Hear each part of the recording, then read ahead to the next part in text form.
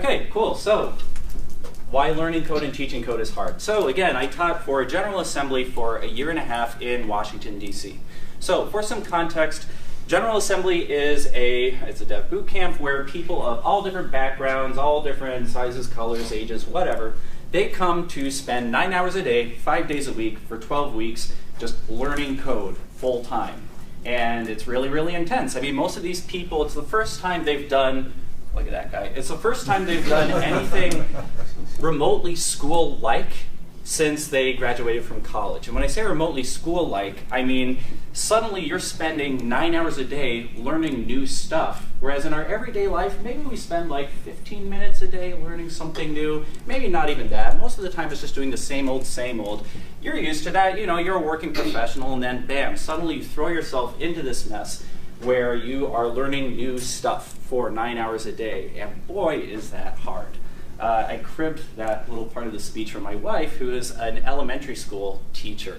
And if you ever get into teaching, never have an actual teacher come watch your class, because they're going to kick your butt, even if you're married to them. But anyway, so these dev boot camps, they're everywhere. There are dev boot camps, there are code schools. Just by a show of hands, who's done Code Academy in here? Something on Code Academy. Yeah, that's like at least half the room. Then there's Khan Academy, there's Treehouse. There are a million of these sites out there. I don't know about you guys, but every time I've done one of these, I've done, you know, the Angular one, the PHP one, all these different ones. I go through it and I'm like, yeah, I got this, bam, finish it, and then it just all sort of washes away. Nothing sticks. And I'm like, what's up with that? I mean, you know, I go through this thing, how come I'm not retaining any of it? And with the boot camps, so there's a huge variety in boot camps, and as a result, they get a pretty bad rap.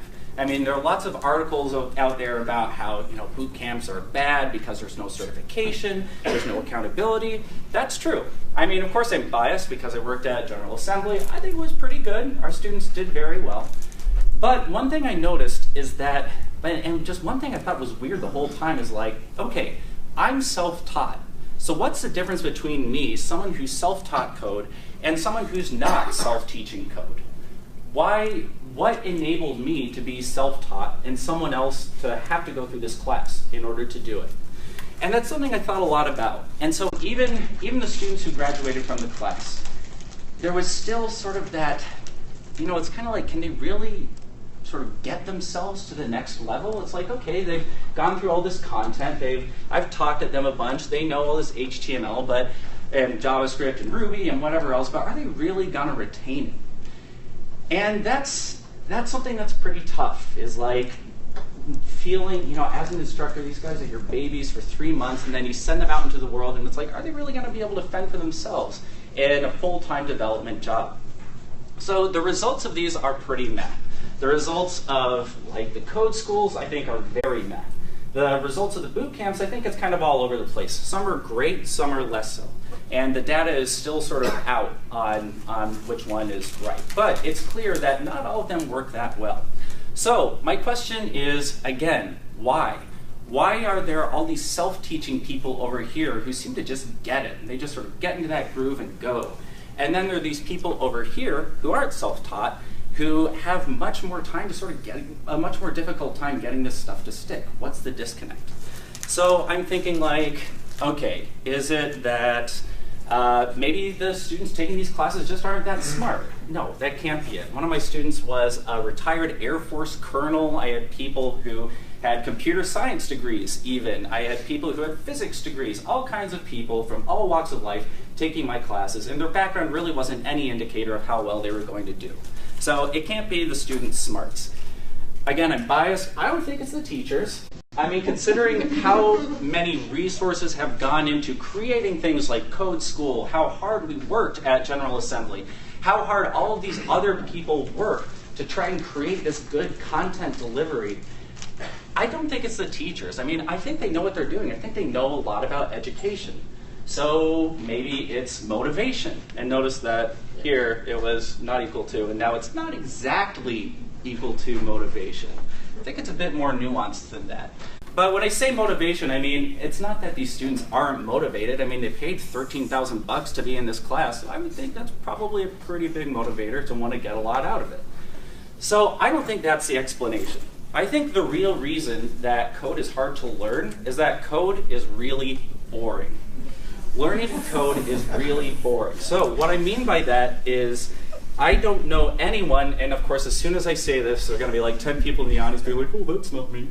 I don't know anyone who's been like, I'm going to learn Java, I'm going to get this 300-page Java book, and I'm going to read through it end to end, and I'm going to learn Java.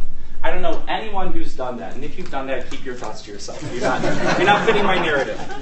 I don't know anyone who's done that for Java, JavaScript, anything relating to development. It's just, that's not how it works. There's this great YouTube clip of a guy trying to do a programming book as an audio book. And it goes about as well as you would imagine. Learning to code is really boring unless you have a sense of urgency with it, unless you have something that you want to do with it. So, my term for urgency is FireButt. So, this is not copyright infringement on Firebase at all. FireButt is that quality where it's like there's a fire under your butt. So, you know, it's like someone's lit a fire under your ass. It's like urgency, but it's like even more so. So, when I talk about FireButt, this is me in 2012 when I invented this folding dry erase board thing called the Noteboard, which was made out of index cards, packing tape, that was it, and it was like the stupidest thing ever. I didn't think it would amount to anything. By this point, I had had 1/4 of CS 105A, which was super, super basic computer science. And I'm using lots of quotes here because when I say computer science, I mean basic HTML, CSS, we were still using iframes for everything in tables, and like Hello World in Python, and that was about it. I invented this little folding dry erase board. I was living in a house with 3 other guys. I was making next to no money because I was working for a nonprofit. And I was like, well, it'd be nice if I could sell some of these. So I made the world's ugliest website using the skills I knew at that point, and posted a link to it on Reddit, and it ended up going viral. And so I was like, well, that's great. Now the downside is the entire world is looking at this ugly, ugly website that I've created, and this is how I'm going to be remembered for the rest of my life, is this ugly, ugly website. I am too broke, and maybe a little too stubborn, to hire someone else to make a better website for me, so I guess I just got to figure it out. That was my FireButt. That was my thing that was keeping me awake at night. The thing where I was lying awake at night being like, oh God, what am I going to do now? And in order for me to sleep, I had to figure out some kind of a solution for this. I had to figure out some way of making a website without having to pay for it. That was my motivation to code. It was just as simple as like, okay, how can I not use iframes? Because everyone on Stack Overflow is saying they're bad. I don't really know why, but whatever. Stack Overflow says it, so it must be true. Learning little things like that, just piecemeal one thing at a time and just sort of building up my own knowledge base. I would imagine that most of the people here, when you were learning to code, it was learning things piecemeal, just learning something a piece at a time when you needed it, on an as-needed basis. It was like, okay, how do I make this thing disappear with JavaScript? Well, Google, JavaScript, make thing disappear. And then just going on from there. And after a while, you're like, oh, hey, look at that. I have a pretty good quantity of JavaScript knowledge. So that was how I learned to code. That was my FireButt, that thing driving me to go through this boring material. Because I wasn't just reading a book end to end. I was getting a little bit here and a little bit there. And I had that urgency. I needed to get this done if I was going to pay rent and eat food and not get evicted. So I would say it's a lot like when you're learning a foreign language. I mean, I would say everyone here has taken some kind of a foreign language in high school or college. And so I know, like, I took 4 years of French in high school, and then high school ends, and I try to speak it, and it's like, ugh. Being drunk or being tipsy helps, but aside from that, no, it just like completely goes out of your mind.